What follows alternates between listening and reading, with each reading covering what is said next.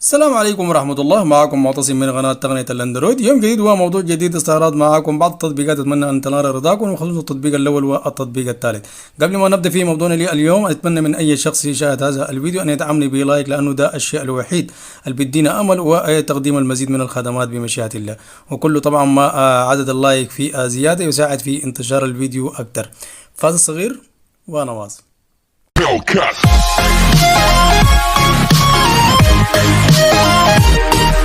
التطبيق الأول هو عبارة عن آلة تنظيف، أو زي ما نقول مكنسة كهربائية، مش مكنسة في المنزل لكن مكنسة كهربائية في هاتف لتنظيف الهاتف، لأنه بيجت هو من التطبيقات المهمة جدا المفترض تكون متواجدة عندك في الهاتف لحذف جميع الملفات الضارة أو ترقية وتسريع جهازك من المواقع الضارة أو الملفات الضارة، ليصبح هاتفك سريع جدا عن قيامك بحذف هذه الملفات أو المخلفات.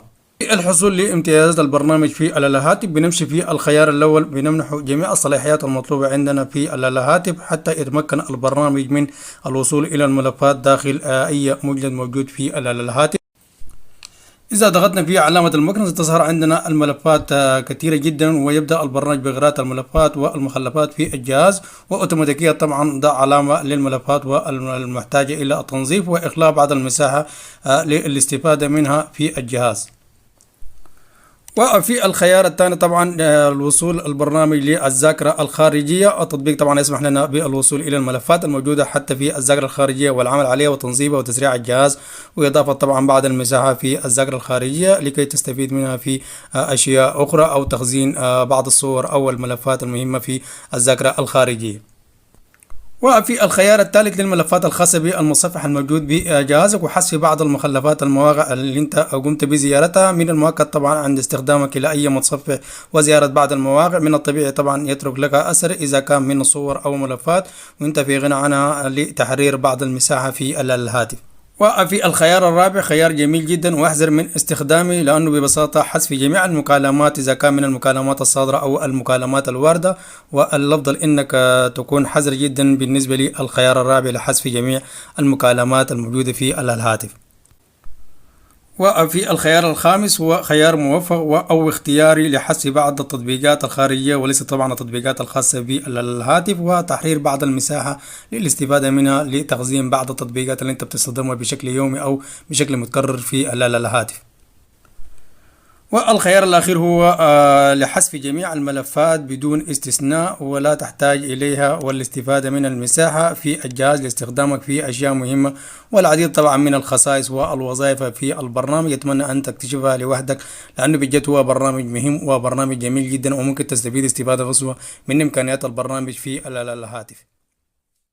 التطبيق الثاني في مجموعتنا اليوم هو تطبيق بورد، من التطبيقات الجميلة جدا والتطبيقات الخرافية الممكن نقدر نستفيد منها استفادة قصوى من خلالها. وهو طبعا التطبيق وظيفته ضغط أو تقليص حجم الفيديو، وطبعا ده شيء مهم بالنسبة للناس اللي بيشاركوا الفيديوهات دائما في اليوتيوب أو في الواتساب أو في الجيميل، لأنه بجد هو من البرامج الجميلة جدا وممكن تستفيد منه استفادة قصوى لتقليص حجم الفيديو الموجود عندك بنفس الجودة. لاستخدامه طبعا للبرنامج لأول مرة طبعا بنمنحه جميع الصلاحيات المطلوبة عندنا، وعند الظهور في الشاشة الرئيسية زي ما شايفين أمامنا تظهر جميع الفيديوهات الموجودة عندنا في الهاتف، ونختار أي فيديو موجود عندنا في الهاتف حتى نتمكن من تخليص حجم الفيديو يكون بحجم صغير وممكن نشارك به لأي شخص، أو زي ما ذكرت إذا كان في واتس، إذا كان في جيميل، أو ربعه في القناة الخاصة بنا.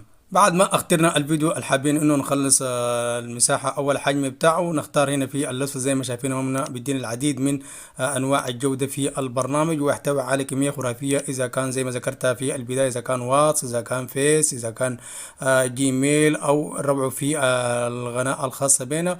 وننتظر طبعا نضغط في اللفة الكومنت وننتظر حتى يكتمل عملية تخليص للفيديو، ونشوف النتيجة النهائية بالنسبة للفيديو نحن اخترناه.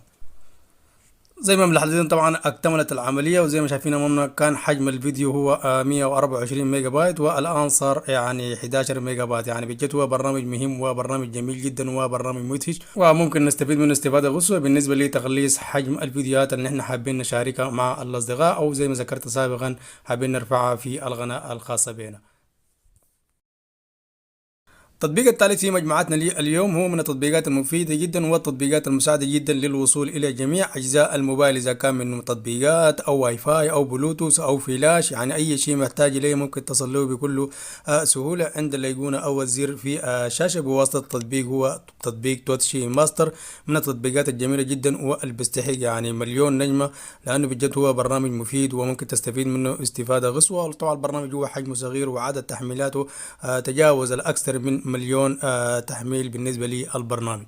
عند استخدامنا للبرنامج لأول مرة طبعا بيطلب مننا منح الصلاحية في الجهاز، وبعد منح الصلاحية يظهر معنا بالشكل الظاهر أمامنا في الشاشة، وتظهر عندنا الأيقونة من خلالها تصل إلى جميع أجزاء الهاتف. عند الخروج من البرنامج زي ما شايفين ظهرت عندنا الأيقونة لسطح الهاتف، ونضغط عليها تصل عندنا العديد من الخيارات المتعددة الممكن من خلالها نقدر نخصصها ونصل إلى جميع أجزاء الهاتف. ومن ضمن الخيارات المتعددة ممكن نعمل لقطة إلى الشاشة أو الوصول إلى الإعدادات السريعة، إذا كان واي فاي، إذا كان بلوتوث أو وضع الطيران أو الفلاش. وإذا كان سحبنا من اليمين إلى الشمال تصل عندنا الميوزك، ومن خلال البرنامج ممكن نستمع إلى جميع الأغاني الموجودة عندنا في الهاتف.